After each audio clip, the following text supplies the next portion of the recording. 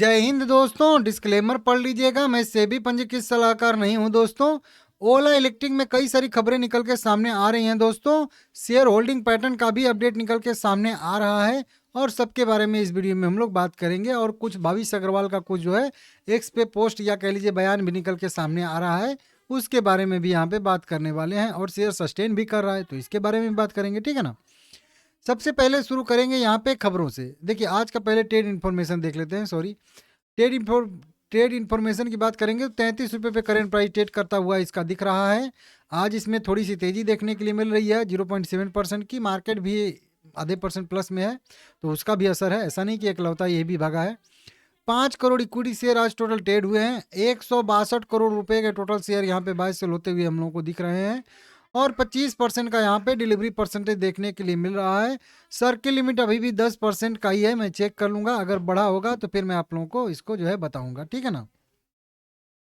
अब दोस्तों सबसे पहले तो कई सारी खबरें ही निकल के सामने आ रही हैं जो लेटेस्ट खबरें हैं। जैसे यहाँ पे कि 21 घंटे पहले की खबर है, 4 घंटे पहले की खबर है, ठीक है ना। तो इस तरीके से कई सारे ओला इलेक्ट्रिक के सीईओ ने इलेक्ट्रिक वाहनों से जुड़े मिथकों को यहाँ पे समझाया है। भारत में इलेक्ट्रिक वाहनों को अपनाने में आने वाली क्या परेशानियां हैं, क्या बाधाएं हैं, उनके बारे में यहाँ पे रिपोर्ट आई है।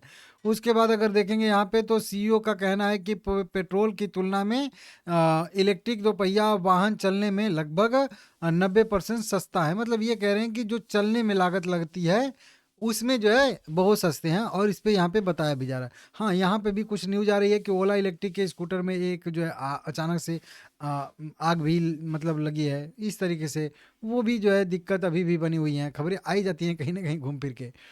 और देखिए इनका मानना है ना कि जो पेट्रोल से चलने वाली गाड़ियां हैं और जो इलेक्ट्रिक वाहन हैं उनके चलने वाले खर्च में बहुत ज़्यादा अंतर है। अब ऐसा कैसे?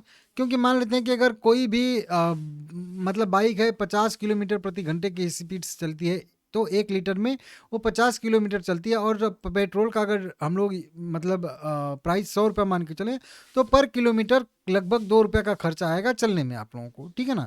कि अगर 50 का एवरेज आपकी गाड़ी देती है और 100 रुपये का आप डीजल भरवाएंगे, सॉरी पेट्रोल भरवाएंगे, तो 2 रुपये पर किलोमीटर के हिसाब से आएगा। तो 1 किलोमीटर में 2 रुपये आपका यहाँ पे कॉस्ट लगने वाला है बाइक में, ठीक है ना, मतलब पेट्रोल वाली। वहीं पे कंपनी कह रही है कि लगभग 30 वाट घंटे प्रति किलोमीटर बिजली की खपत करते हैं इलेक्ट्रिक वही दोपहिया वाहन। और इसमें प्रति यूनिट बिजली लगभग कह लीजिए 13 किलोमीटर की दूरी तय कर सकते हैं। मतलब 1 यूनिट बिजली में जितना आप दोपहिया जो इलेक्ट्रिक व्हीकल है उनको चार्ज करेंगे तो चार्ज करने में एक यूनिट जितना बिजली लगेगी, उसमें इलेक्ट्रिक जो व्हीकल है वो 33 किलोमीटर दूरी तय कर सकता है। अब अगर प्रति यूनिट हम लोग 6.5 रुपये यूनिट भी मान लें बिजली की दर जो बता रहे हैं, तो इसका जो चलने में प्रति किलोमीटर पे खर्चा आ रहा है वो आ रहा है 20 पैसे का। मतलब एक कंपेयर करके बता रहे हैं तो उधर लग रहा है 2 रुपये पर किलोमीटर के हिसाब से, ठीक है ना, किलोमीटर। और यहाँ पे किलोमीटर और यहाँ पे लग रहा है 20 पैसा प्रति जो है किलोमीटर। समझ में आ गया? तो यही ये बता रहे हैं कि 90% जो है कम है, क्योंकि सच में 90% ये कम हो गया है।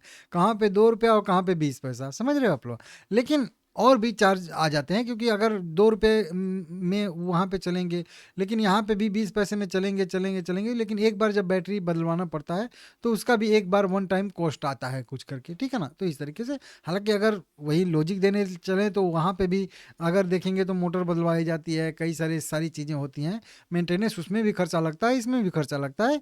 लेकिन फिर भी कुछ भी देखिए, पेट्रोल के बाद डीजल अगर ईवी आई है तो कुछ न कुछ, क्योंकि जो पहले कोई भी आविष्कार आता है उसके बाद वाला जो भी आविष्कार आता है उससे बेहतर ही होता है। मतलब अभी बाइक जो हम लोग पेट्रोल से चला रहे हैं तो पेट्रोल के बाद इलेक्ट्रिक आ रहा है तो फिर वो कुछ न कुछ तो उससे सस्ता पड़ेगा ही पड़ेगा, बेहतर पड़ेगा। और उसके बाद हाइड्रोजन वो जो आ रही है कुछ और सारी ऑयल आ रही हैं कुछ करके इस तरीके से, ठीक है ना। तो वो भी और सस्ता पड़ेगी, ठीक है ना। तो इस तरीके से तो वही बात है कि ठीक है, कुछ तो सस्ता पड़ेगा ही पड़ेगा, ठीक है ना, इस तरीके से। और भी यहाँ पे छोटा बड़ा कुछ अपडेट आ रहा है जो आप लोग चाहो तो देख सकते हो। बात करेंगे शेयर होल्डिंग पैटर्न का, तो शेयर होल्डिंग पैटर्न यहाँ पे अपडेट आया है। प्रमोटर की होल्डिंग में यहाँ पे गिरावट आई है। कैसे? यहाँ पे देख सकते हो। 36.8% से घट के होल्डिंग जो है वो 34.6% के आसपास हो चुकी है। मतलब लगभग 2% के आसपास जो है यहाँ पे होल्डिंग घटती हुई नजर आ रही है। वहीं पे एफआईआई की होल्डिंग बढ़ी है। एफआईआई की होल्डिंग 3.2% से बढ़ के 4% हो चुकी है। मतलब 0.8% के आसपास होल्डिंग एफआईआई की बढ़ी है। वहीं पे डीआईआई की बात करेंगे तो 6.8% से होल्डिंग घट के बढ़ के 7.3% हो चुकी है। मतलब यहाँ पे भी 0.5% होल्डिंग बढ़ती हुई नजर आ रही है। वहीं पे पब्लिक की बात करेंगे यहाँ पे हम लोग, तो पब्लिक की होल्डिंग जो है 48.33% से बढ़ के 49.2% हो चुकी है। मतलब 0 लगभग 9% के आसपास हिस्सेदारी यहाँ पे बढ़ती हुई नजर आ रही है पब्लिक की। अदर होल्डिंग की बात करेंगे तो अदर होल्डिंग जस की तस यहाँ पे बनी हुई है। टोटल नंबर ऑफ शेयर की बात करेंगे तो यहाँ पे 19,37,000 इनके टोटल शेयर होल्डर हुआ करते थे, जो कि अब बढ़ के 19,97,000 शेयर होल्डर हो चुके हैं।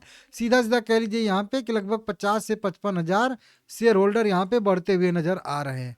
शेयर अपने निचले स्तर पे आके बिल्कुल सस्टेन कर रहा है। जो रेंज बताया था उसी रेंज में सस्टेन कर रहा है। अगर ये रेंज भी नीचे तोड़ता है तो अगला सपोर्ट 20 रुपये में बनेगा और उसके बाद अगर देखेंगे तो वो तो 11 रुपये तक जाएगा। लेकिन अगर यहाँ से एक मोमेंटम आ सकता है, आएगा, तो फिर यहाँ से एक रिकवरी लगभग लगभग फिर से 45 रुपये तक आ सकती है। हालांकि छोटा अगर पुल बैक आता है तो वो जो है यही अभी हम लोग का जो मेन सपोर्ट था अभी 40 रुपये वाला, वहां तक भी रह सकता है। तो देख लीजिएगा। फिलहाल में ठीक है, लाइक करिए, आगे भी कवर करूंगा इसको, ठीक है ना।